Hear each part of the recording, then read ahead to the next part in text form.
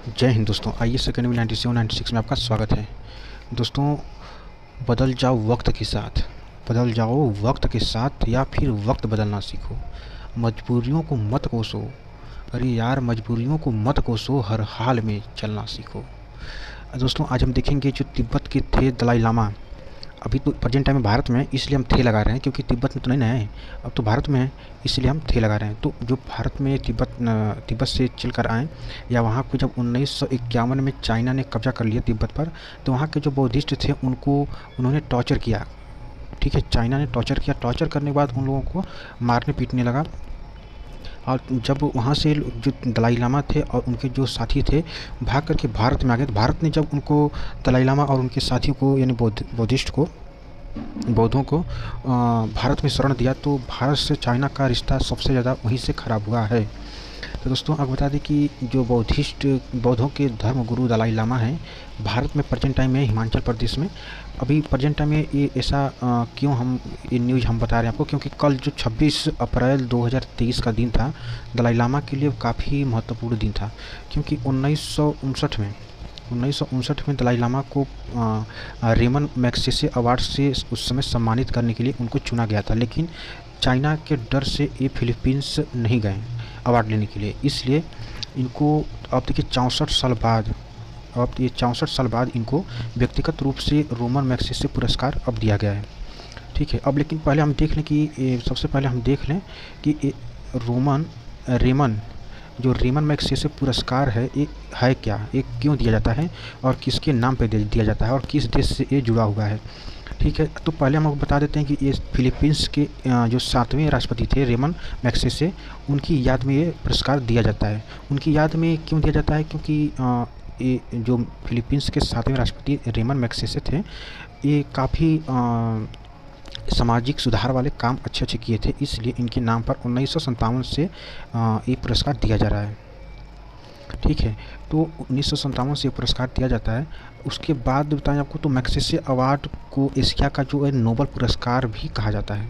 Asia का Nobel पुरस्कार के नाम से अगर आपके एग्जाम में क्वेश्चन पूछेगा कि एशिया का नोबल पुरस्कार किसको कहा जाता है, तो आपके ऑप्शन में एक ऑप्शन ये भी रहेगा कि मैग्सेसे अवार्ड को कहा जाता है, या रेमन मैग्सेसे अवार्ड या रेमन मैग्सेसे पुरस्कार को कहा जाता है। ठीक है, तो आप इसको लगाइएगा। और उसके बाद बताएं दोस्तों, तो अभी तो देखिए भारत के भी कुछ दिग्गज थे जिनको इस अवार्ड से सम्मानित किया गया है। तो जैसे बता दें 1958 में विनोबा भावे को, और 1965 में जयप्रकाश नारायण को, ठीक, जयप्रकाश नारायण को, 1962 में मदर टेरेसा को, 1962 में मदर टेरेसा को, और भी लोगों को दिया गया, जैसे सत्यजीत रे हैं और MS जो स्वामीनाथन हैं, जो हरित क्रांति के जनक माने जाते हैं भारत के, उनको भी दिया गया था। अभी हाल ही में बताएं, अभी 2019 में जो पत्रकारिता और साहित्य रचनात्मक जो संचार कला के क्षेत्र में इनको रवीश कुमार जी को 2019 में इस पुरस्कार से नवाजा गया है। तो दोस्तों, अभी इसमें काफ़ी चीज़ें हैं। देखिए, अब आगे चल के इसमें देखा जाए तो तिब्बत आध्यात्मिक दलाई लामा गुरु दलाई लामा को 26 यानी कि कल के दिन 26 अप्रैल 2023 को रेमन मैग्सेसे पुरस्कार से सम्मानित किया गया। उनको यह पुरस्कार तिब्बती समुदाय के लिए संघर्ष करने और तिब्बती संस्कृति को प्रेरणा दिलाने के लिए दिया गया। उन्हें जो दलाई लामा है, इन्हें अवार्ड के लिए 1959 जो भी हम बताए हैं 1959 में इनको चुना गया था, लेकिन चीन की वजह से वह तिब्बत से भागकर भारत आ गए थे और इस वजह से पुरस्कार लेने नहीं गए थे, वो या नहीं लेने जा सके।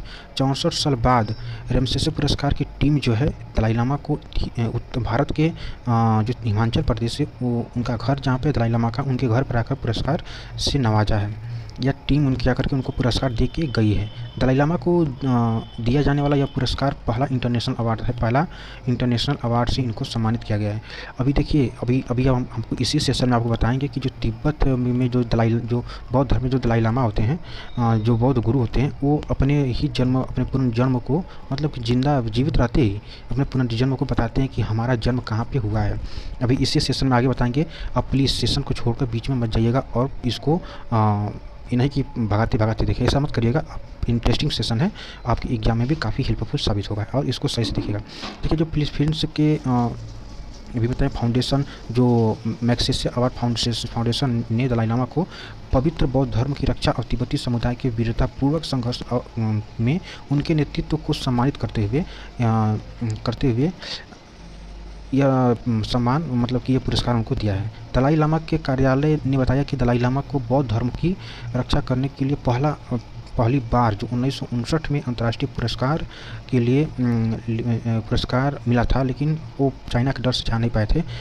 रेमन मैग्सेसे अवार्ड फाउंडेशन के अध्यक्ष जो हैं, देखिए एक क्वेश्चन आ सकता है आपके एग्जामों में, सुसन्ना बी फाउंडेशन अवार्ड की सुसन्ना बी अफहान फाउंडेशन ट्रस्टी, जो फाउंडेशन ट्रस्टी हैं एमिली ए अब्रेला 1959 के 64 साल बाद नोबेल शांति पुरस्कार विजेता दलाई लामा से व्यक्तिगत रूप से उनके ही घर पर मिल करके उनको मैग्सेसे पुरस्कार से सम्मानित किया है। ठीक है, देखिए दलाई लामा ये हैं, इनको पुरस्कार देखिए यहाँ दिया जा रहा है इस तरह से, शांति पुरस्कार दिया जाता है। देखिए तिब्बत में अभी बताया ना कि तिब्बत में जो बौद्ध धर्म को ये लोग मानते हैं कि पुनर्जन्म भी होता है, तो उसके बारे में देखते हैं। तिब्बत बौद्ध धर्म में पुनर्जन्म को भी मानता है। अभी खबर क्यों है, ये 8 अप्रैल की खबर है, ये 8 अप्रैल की खबर है, 2023 की खबर है। तो दलाई लामा ने अमेरिका में जन्मे एक मंगोलियाई लड़के को 10वें खलखा जेटसंग थम्पा तिब्बती बौद्ध धर्म की जनांग परंपरा के प्रमुख और मंगोलिया के बौद्ध अध्यात्म प्रमुख रूप से इनको नामित किया है। समझ गए।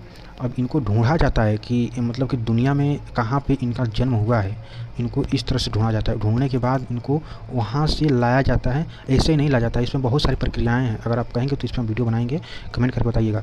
तो इसमें प्रक्रिया ये थोड़ा सा बताते रहे। प्रक्रिया ये है कि अब उनको पूछा, उस जिस लड़के को इसमें चुना जाता है, इसमें कई लड़कों को चुना जाता है, तो उस लड़कों को ये पूछा जाता है पिछले जन्म के बारे में। जो लड़का इसके बारे में बताता है उसको इसमें लाया जाता है और उसको, उस बच्चे को इसी तरह से उसको ढालने की कोशिश किया जाता है। ठीक, काफ़ी इसमें कई चीज़ों का प्रयोग किया जाता है, धार्मिक चीज़ों का, जैसे खासकर बौद्धों का। ठीक, इस घोषणा ने दलाई लामा को कि स्वयं पुनर्जन्म के बड़े प्रश्न पर ध्यान वापस लाया है, क्योंकि जो तिब्बती बौद्ध धर्म को नियंत्रित करने वाले चीन और तिब्बतियों के बीच एक सभ्यतागत संघर्ष है, उसके बारे में एक काफ़ी मतलब चिंताजनक वाली बात चीन के लिए थी। तो दलाई लामा कौन है, उनके बारे में अगर हम जानने की कोशिश करेंगे तो दलाई लामा तिब्बत लोगों के द्वारा तिब्बती बौद्ध धर्म के गेलुक या येलो हैट स्कूल के प्रमुख आध्यात्मिक नेता के रूप में नेता के लिए इनको जाना जाता है या शीर्षक होते हैं, जो तिब्बती बौद्ध धर्म के शास्त्रीय और विद्यालयों में सबसे नया है। देखिए 14वें और वर्तमान दलाई लामा जो तेंजिन ग्यात्सो हैं, उन माना जाता है कि दलाई लामा अब लेकितेश्वर और चेनेरजिक और करुण के बौद्धित्व और तिब्बत के संरक्षक संत हैं। ठीक, बौद्धित्व की बात करते हैं अगर है तो सभी संवेदनशील प्राणियों के लिए के लाभ के लिए बुद्धत्व को प्राप्त करने की इच्छा से प्रेरित प्राणी है, जिन्होंने मानवता की मदद करने के लिए दुनिया में पुनर्जन्म लेने की संकल्पित होते हैं। ठीक है ना, जो भी हम बताएं, जैसे देखिए पुनर्जन्म, इसमें आगे बताया जा रहा है कि तिब्बत बौद्ध धर्म के पुनर्जन्म की क्या कहानी है, उस बारे में अगर जानें तो तिब्बत में बौद्ध धर्म स्कूल जो है उसमें देखिए पहला पॉइंट इसमें बता रहा है कि 9वीं शताब्दी ईसा पूर्व का जो बौद्ध धर्म तिब्बत में प्रमुख धर्म बन गया। तिब्बती बौद्ध धर्म के 4 प्रमुख स्कूल उस समय 9वीं शताब्दी में खोले गए थे। कौन? नेंगमा और कांग्यू, शाक्य और गेलुक। ठीक, ये स्कूल 4 थे। और देखिए जो जनांग स्कूल उन छोटे स्कूलों में से एक है जो शाक स्कूल की शाखा के रूप में विकसित हुआ। ठीक है, शाक स्कूल शाखा के रूप में विकसित हुआ। दलाई लामा गेलुक स्कूल के ताल्लुक मतलब कि इसमें वो पढ़े थे, इसी में वो अपना जीवन व्यतीत किया था, उससे वो काफ़ी कनेक्टेड थे।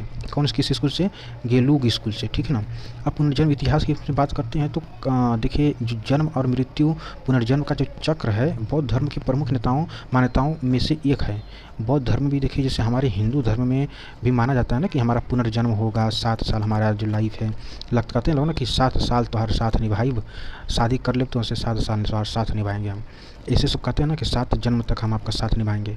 तो उसी तरह इनमें भी पुनर्जन्म को माना जाता है। 7 जन्म का मतलब क्या होता है कि पहला जन्म, दूसरा जन्म, तीसरा जन्म, मर गए तो फिर से जन्म लेंगे, यहाँ नहीं तो कहीं और लेंगे लेकिन जन्म हम लेंगे। वही बात इसमें बौद्ध धर्म भी है कि जन्म पुनर्जन्म का भी ये लोग मानते हैं। ठीक, हालांकि शुरुआती बौद्ध धर्म में पुनर्जन्म में इस विश्वास के आधार पर खुद को व्यवस्थित नहीं किया। देखिए हम फिर से कह रहे हैं, अगर आप लोग कहेंगे कमेंट करके बताइएगा कि अगर आप लोग को ये जानना होगा कि पुनर्जन्म के बारे में एक कहानी क्या है बौद्ध धर्म में, तो हम इसको बताएंगे।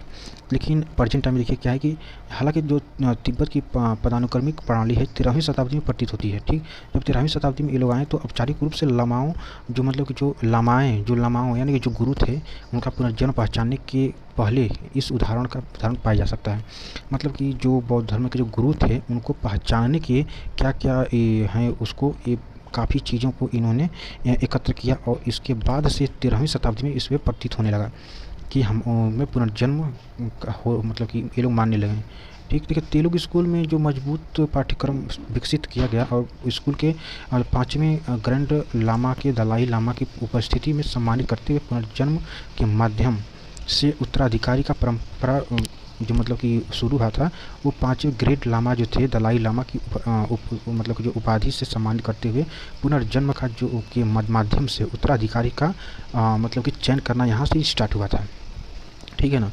बौद्ध धर्म में पुनर्जन्म, तिब्बती बौद्ध धर्म पुनर्जन्म में अगर इसमें हम विश्वास करें तो देखिए बात करें इसमें, तो अगर हम जानकारी कलेक्ट करना चाहते हैं तो बौद्ध धर्म का परंपरा के अनुसार ठीक एक मृत लामा जो गुरु हैं, गुरु को वहाँ पे लामा के नाम से जानते हैं, लामा की आत्मा एक बच्चे के पुनर्जन्म होता है, एक बच्चे में पुनर्जन्म होता है जो लगातार पुनः अवतारों के माध्यम से उत्तराधिकारी की एक सतत रेखा को सुरक्षित करता है। समझ गए। इसमें जैसे हमारे यहाँ मठ होता है यार, सीधे से समझे ना, जैसे हमारे यहाँ मठ होता है तो मठ में जो अध्यक्ष होते हैं, मठाधीश जो अध्यक्ष होते हैं, तो उनके देहांत के बाद तो उनके जो साथी होते हैं जिनको वो चाहते होते हैं वो मठाधीश का अध्यक्ष बनता है ना। सेम वही बात यहाँ पे हमारे यहाँ तो ये नहीं है कि आपका पुनर्जन्म उसको ढूंढा नहीं जाता है, हमारे मतलब कि जो हिंदू धर्म में ढूंढा नहीं जाता है, खोजा नहीं जाता है कहीं। लेकिन जो बौद्धिस्ट हैं, जो बौद्ध धर्म है, इसमें दुनिया में इनका जो पुनर्जन्म हुआ है बौद्धिस्ट के गुरु का, इनको ढूंढा जाता है। उसके बाद इनको उनमें से बच्चों में से एक को छांटा जाता है। ठीक, तब जाकर के और कई चीज़ इनको प्रक्रियाएँ कराई जाती है, तब जाकर पता चलता है कि हम बौद्ध धर्म के जो गुरु हैं उनका पुनर्जन्म किस बच्चे के रूप में हुआ है। ठीक, तुलकुश की बात करते हैं। देखिए तुलकुश की तो मान्यता प्राप्त पुनर्जन्म को पहचानने के लिए कई प्रक्रियाओं का पालन किया जाता है, जिनमें से पूर्ववर्ती अपने ही पुनर्जन्म के बारे में मार्गदर्शन छोड़ना, ठीक, संभावित बच्चे को कई परीक्षण से गुजरना और अंतिम उद्घोषणा से पहले अटकल की शक्ति के साथ अन्य दैवज्ञों और लामाओं के से परामर्श करना, और ये सब शामिल है। ठीक, ऐसे ही नहीं कि उसमें चुना जाता है, उसमें काफ़ी प्रक्रियाएँ बताएं अभी ऊपर ना कि काफ़ी प्रक्रियाएँ हैं इसमें बच्चे को पुनर्जन्म की उसमें से चुना जाना कि हाँ ये हमारे दलाई लामा है, ये हमारे लामा, ये हमारे गुरु हैं, बौद्धिस्ट के गुरु हैं। ठीक, विवादों को दूर करने के लिए भी ये प्रक्रिया है कि जैसे पवित्र छवि से पहले आटा गेंद विधि को नियोजित करके भविष्यवाणियों द्वारा अंतिम निर्णय लिया जाता है। दलाई लामा के साथ भारत से जुड़ाव के बारे में अगर हम बात करते हैं तो भारत और दलाई लामा के बीच 1959 में लंबे समय से संबंध भारत से रहा है। जब दलाई लामा तिब्बत से भाग गए थे और भारत के शरण में आ गए थे, मतलब भारत में आ गए थे, तो उस समय भारत में उनको जगह दिया गया रहने के लिए कि हाँ आप हमारे यहाँ रह सकते हैं। तभी से भारत और चीन के बीच में काफ़ी विवाद उत्पन्न हो गया कि तुम लोग क्यों हम लोगों को, मतलब कि जो भारतीय थे, जो भारत के नेता थे, उनको ये भारत से मतलब कि चीन का रिश्ता तभी से ख़राब होना स्टार्ट हो गया ज़्यादा, क्योंकि उसका कहना था कि तुम क्यों दलाई लामा को या बौद्धों को जगह दिया हो। अरे भाई क्यों ना देंगे, बौद्धिस्ट हमारे यहाँ से थे। बौद्धिस्ट जो बौद्ध धर्म स्टार्ट हुआ है कहाँ से स्टार्ट हुआ है, हमारे यहाँ से, तो हमारे यहाँ से सारनाथ है। बताइए, जहाँ अब ऐसे कई चीज़ हैं जिसको हम कितना बताएंगे, छोटे से सेशन में क्या क्या बताना पड़ेगा बताइए, इसलिए बड़ा सेशन किया जाएगा, बताया जाएगा, आप लोग बताइएगा। देखिए भारत तब से लड़ाई मतलब कि भारत जो है जब से 1959 के बाद से भारत और दलाई लामा और निर्वासित तिब्बती सरकार का घर भारत बना हुआ है। ठीक, जब से तिब्बत से ये लोग भाग कर आए हैं तब से भारत ही इन लोगों का घर बना हुआ है। सबसे ज़्यादा ये लोग हिमाचल प्रदेश में इनका मुख्य निवास है। दलाई लामा का राजनीतिक शरण प्रदान करता रहा है भारत, और चीन से सांसदता के लिए तिब्बती कारण का समर्थन किया है। अभी देखिए इसमें बहुत सी चीज़ें जो तिब्बत और भारत को जोड़ता है, ये भारत का तिब्बत नहीं है लेकिन चीन का भी ये तिब्बत नहीं है। जो तिब्बती थे, मतलब कि तिब्बती मतलब जो बौद्धिस्ट थे, वो यहाँ से क्या कहते हैं कि नेपाल से वो लोग तिब्बत गए थे, ठीक, नेपाल से तिब्बत जाकर के वहाँ पे बसे थे। धीरे धीरे धीरे उनकी जनसंख्या वहाँ पे बढ़ गई, तो इसलिए वो ना ही चाइना का था ना ही भारत का था तिब्बत। वहाँ पे जाकर के नई जनसंख्या बसी जो बौद्धिस्ट थे उनकी जनसंख्या काफ़ी वहाँ पे अधिक हो गई। तो जब लड़ाई हुआ तो चाइना ने क्या किया कि जो बौद्धिस्ट थे वहाँ के उनको कहीं दूसरे प्रांत में या ये अलग अलग प्रांतों में उनको भेज दिया। 4 लोग, अगर परिवार में 4 लोग हैं तो चारों लोगों को 4 तरफ भेज दिया ताकि वो लोग एक दूसरे को ढूंढ ना पाएँ, ठीक। ऐसे ऐसे कार्य चाइना द्वारा किया गया ताकि काफ़ी सताया गया इन लोगों को। देखिए काफ़ी वर्षों बाद जब भारत में तिब्बती मुद्दे पर एक कूटनीति को रुख अपनाया गया और भारत ने दलाई लामा के पुनर्जन्म पर चीन की स्थिति का समर्थन करने में से भी इनकार कर दिया था, ठीक। यह कहते हुए कि यह एक धार्मिक मामला है जिसमें तिब्बती लोगों द्वारा स्वयं तय किया जाना चाहिए, ठीक। हाल के वर्षों में भारत चीन संबंध में तनावपूर्ण रहे हैं क्योंकि और दलाई लामा की भारत में उपस्थिति चीन की एक विवादास्पद मुद्दा बन गया है। अभी वही बताएं, समझ गए। अभी इसमें क्या करेंगे, चाइना इसको नहीं सह पाता है कि भारत में वो तिब्बत, अब देखिए जो तिब्बत के लोग हैं वो एक ना एक दिन तो अपना लेंगे भाई। जो तिब्बत के लोग हैं भारत में बौद्धिस्ट हैं जो चाइना से सॉरी जो तिब्बत से भाग कर आए हैं वो तो एक ना एक दिन अपना तिब्बत तो लेंगे ना। तो कहीं तो मान लीजिए कि अब देखिए जब चाइना वो तिब्बत ले रहा था तो वहाँ से कई जगह लोग भाग कर फिलीपींस चले गए, ठीक, जापान चले गए, मंगोलिया चले गए, वहाँ पे रूस में चले गए, काफ़ी भारत में भाग कर आए। बहुत से देशों में ये लोग अपना मतलब कि चले गए वहाँ से, ठीक है। सेशन कैसा लगा ज़रूर बताइएगा और चैनल हमारा ये सिक्रिम 9796 को प्लीज़ सब्सक्राइब कर लीजिए और बेल आइकन प्रेस कर लीजिए ताकि हमारे आने वाली नई वीडियो आपके पास सबसे पहले पहुँचे नोटिफिकेशन के माध्यम से। जय हिंद, जय Bharat. Thanks for watching the video.